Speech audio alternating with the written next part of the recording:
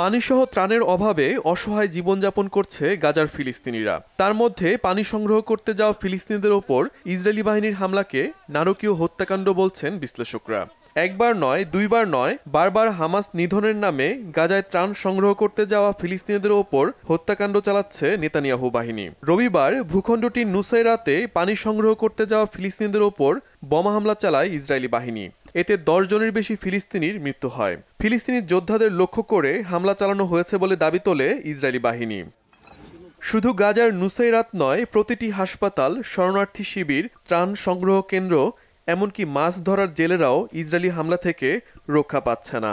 জাতিসংঘ সহ মানবাধিকার সংগঠনগুলো বলছে ইসরায়েলি বাহিনী সব সীমা অতিক্রম করেছে। গেল কয়েক সপ্তাহের মধ্যে গাজায় ত্রাণ সংগ্রহ করতে যাওয়া 8 শতাধিক ফিলিস্তিনিকে হত্যা করেছে জায়নবাদী গোষ্ঠী। আহত হয়েছে কয়েক হাজার। ফিলিস্তিনি যোদ্ধাদের টার্গেটের নামে নিরীহ ফিলিস্তিনিদের কেন হত্যা করা হচ্ছে, এমন প্রশ্ন উঠে এসেছে বারংবার। বিশ্লেষকরা বলছেন এসব আসলে ফিলিস্তিনিদের হত্যা ও গাজা দখলের কৌশল মাত্র। ভূখণ্ডটি দখলের মধ্য দিয়ে ফিলিস্তিনিদের হত্যা বন্ধ হতে পারে বলে ধারণা বিশ্লেষকদের। গত কয়েক সপ্তাহের মধ্যে আমরা 8 শতাধিক ত্রাণ প্রত্যাশী ফিলিস্তিনিকে হত্যার তথ্য পেয়েছি, যার মধ্যে 615টি গাজা হিউম্যানিটেরিয়ান ফাউন্ডেশনের আশেপাশে ঘটেছে। 183টি হত্যার ঘটনা ঘটেছে ত্রাণ সংগ্রহ করতে গিয়ে আসার পথে।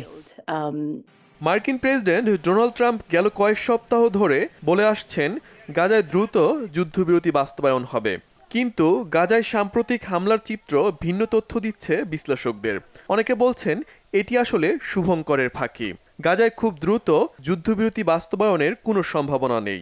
বিশ্লেষকদের প্রশ্ন, মার্কিন প্রেসিডেন্ট ট্রাম্প ইসরায়েলের প্রধানমন্ত্রী নেতানিয়াহুকে কোনো ধরনের চাপ না দিয়ে কিভাবে গাজায় যুদ্ধবিরতি বাস্তবায়নের সম্ভাবনা দেখছেন।